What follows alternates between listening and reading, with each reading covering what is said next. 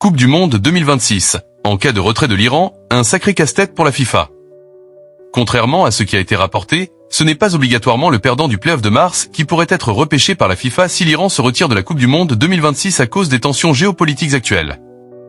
Il y a une possibilité d'avoir 3 équipes, si l'annonce intervient à quelques jours de la compétition. Pour le moment, ni la FIFA, ni la Fédération iranienne de football n'ont communiqué sur une non-participation de l'équipe d'Iran lors de la prochaine Coupe du Monde de football, qui aura lieu à partir du 11 juin. L'Iran jouera l'ensemble de ses rencontres de la phase de groupe aux États-Unis. Dans le cas où l'équipe d'Iran prendrait la décision de se retirer de la compétition, c'est l'article 6.7 du règlement de la compétition qui s'applique. Si une association membre participante se retire et ou est exclue de la Coupe du Monde de la FIFA 26, la FIFA statue sur la question à son entière discrétion et prend les mesures qu'elle juge nécessaires.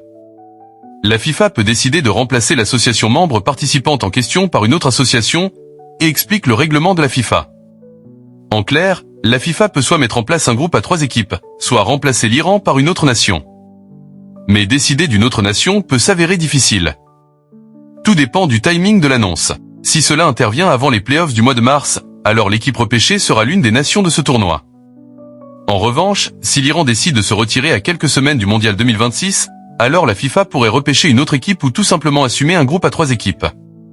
La logique souhaiterait une nation de la Confédération asiatique, AFC. Mais remplacer une équipe en dernière minute, avec les défis logistiques, visa, contrat, déplacement, hôtel, sécurité, que représente un mondial à 48 équipes, cette mission s'annonce très difficile pour l'instance internationale. La FIFA se voit mal annuler des matchs. Dans le même temps, la FIFA se voit mal annuler des rencontres, en cas de groupe avec 3 équipes au lieu de 4. C'est une perte financière pour l'organisateur.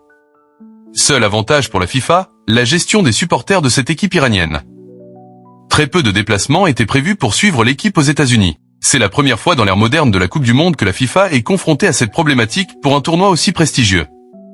Enfin, le point 6.5 du règlement évoque le cas de force majeure.